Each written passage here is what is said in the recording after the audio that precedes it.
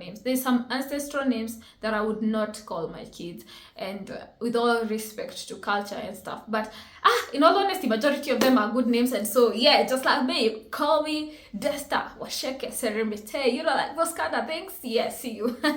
Hi guys, welcome back to my channel. For this one, my name is Queen Desta, and here is Desta React, where we get to talk about African black things, you know, things about us, so we can unite each other in the black community and just have a one loving big family. Today we have an interesting video that we're gonna be reacting to, more like creating, because we're going to be reacting to people's thoughts about what African cultures would you want to be passed on to your children, you know, like the coming generations. What would that be? And of course, I'm gonna go first. First one has to be eating together. So I was raised in an African, like full-on African family, where before we eat, despite any meal, we have to wait for everyone to come sit around. They have their own serving and you get to eat. Then I visited Ethiopia, and the aspect is you actually eat together from like the same plate, or the sinia, whatever thing they call it. You know, like I want this to be passed on, because it's as you eat, you cannot eat on the same plate with someone that you don't love. So I find eating together as one of an African culture that should forever be passed on. Then second, because I'm on a roll on this eating together, using our hands to eat, this culture should not die. Because take me to a 5-star hotel, take me to a 2-star hotel, take me in my house. If I'm comfortable eating with my hands, if I'm enjoying something with my hands, I'm gonna eat with my hands. Not because I don't know how to do with a fork and knife, stuff like this. I know that as well. But if I'm gonna enjoy my chicken, you know, by holding it. Okay, let's not take stock chicken. Let's say I will enjoy, we are gonna still enjoy chicken. Let's say I wanna chop my T-bone. Yeah, that's perfect. I'm still gonna use my hands if I find it better using my hands. Anyway, let's read a few comments on what other people had to share. As you're typing in the comment section down below, what is an African culture that you would want it passed? Also, before we even get into it, African is not African the continent. It is Africa was born in you, not you were born in it. So if you consider yourself an African, type in the comment section down below. I'll be keen to hear what is an African culture that you want passed on. Okay, so let's read this. So someone says, as trivial as it sounds, greeting your fellow human and elderly in the morning. When we used to visit my grandparents during summer, I remember having to go from compound to compound in the morning before breakfast to say hi. I just wanted breakfast. The value of seeing and acknowledging family now is invaluable now to me, which is very true. And I think that's why for me also it was, you know, having breakfast together, having dinner together.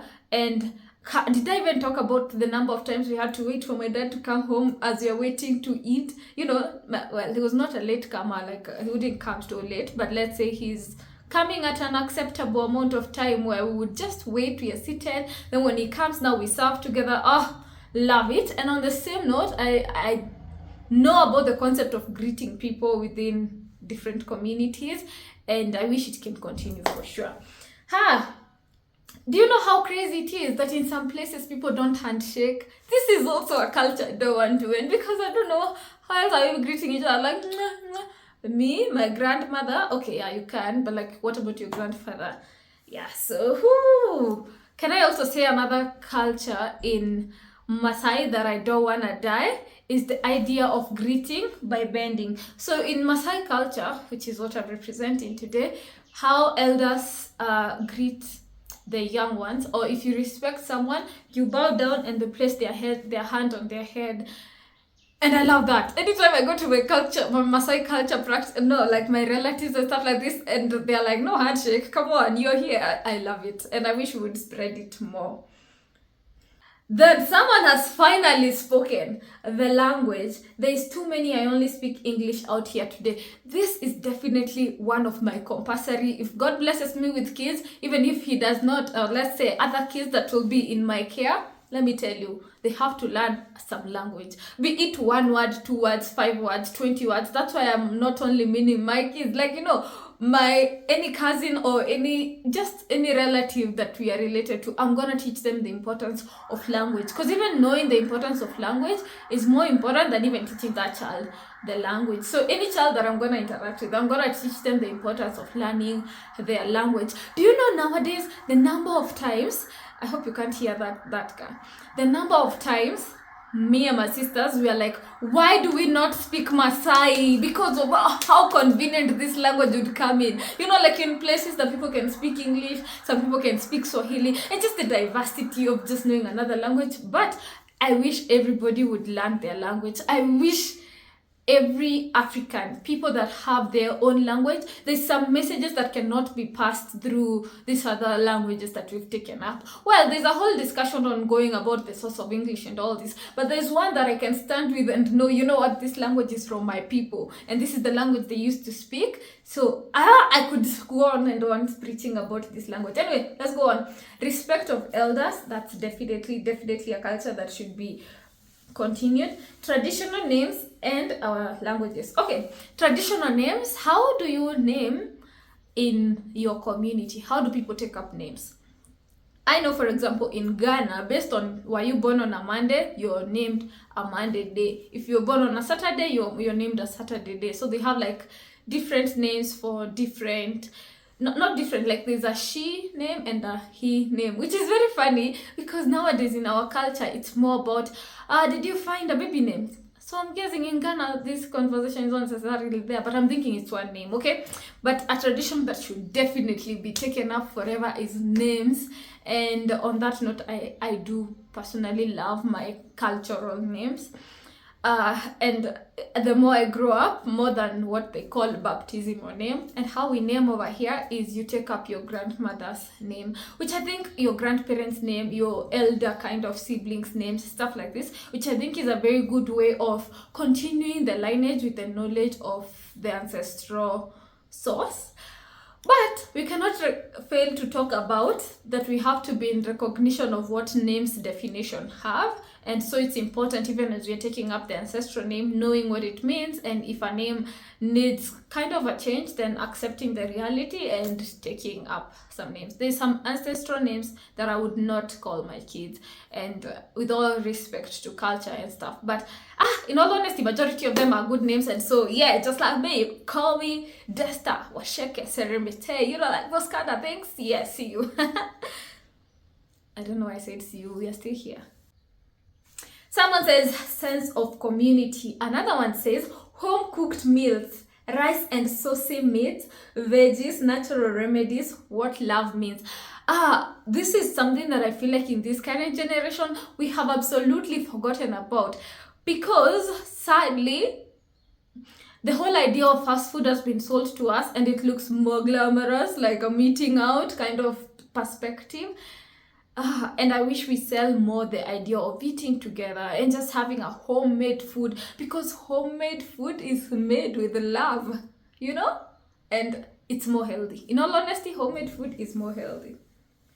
Okay, let's now do some reading, yeah? Taking care of our elderly people in the community, having a role in our nieces, nephews' upbringing, traditional wedding. Traditional weddings should not go away, because can we take a minute to talk about parties and just events, these traditional kind of hangouts, these ceremonies, they should not die, because we get a moment to just enjoy. You know, like even on my wedding, I had to make sure we are singing some African music, you know, like some Swahili, so it's not more African music, but like Kikuyu song, and we are dancing like the traditional people. That brings alive the source of who I am. You know, it just makes you very alive. Anyway, there is food at home cooked healthy meals, generosity and respect to all living beings, storytelling. Yeah, this used to exist long time ago, where people would sit down and then someone just story tells, mostly the biggest grandmother, grandfather, making traditional food from scratch. Amazing. Someone says rocking natural hair. This for sure. You know, I'm gonna be on the lead on this one. Because I'm just in love, so we can learn to appreciate our natural selves just as we were created to be. But on that note, I have been thinking about, now we have many cultural things that we want to take up. I know this video is not about what we don't want to take up in the cultural practices, but I couldn't help but come up with one. Or do we just make this video? Let's just make this video about cultural things that we should forever take up. And I look forward to a more respectful community. As we continue growing, I feel like a sense of this is going as it's decreasing, where we feel like I can tell my mother anything despite them being my parents or my dad, like just because they're giving me that chance to be able to speak to them. Sometimes we tend to misuse some of these things that we've been given. For example, we can also misuse, there's many things that we actually misusing. Before we even talk about pass to our children, we should challenge ourselves to pass to ourselves. Like, for example, if you don't speak your local language and you grew up with your parents that can speak that language, at least try by saying thank you. Like have your 100 words like I do in my Amharic, and then kinda you have participated and put in a little effort in bringing back those African cultures that should not die. For sure, African is beautiful. African culture is lovely, and I love it, and I love it. I love it! And in our next video, maybe we can discuss about some things that we think we are happy if this is gonna change, but more like not change, but adjust, because I feel like we can perfect things to become better instead of just necessarily getting rid of them. Until the next one, guys, I will be waiting to read your comments to hear what are some African things that you are like, oopsie, I love this one. Please put it in the box.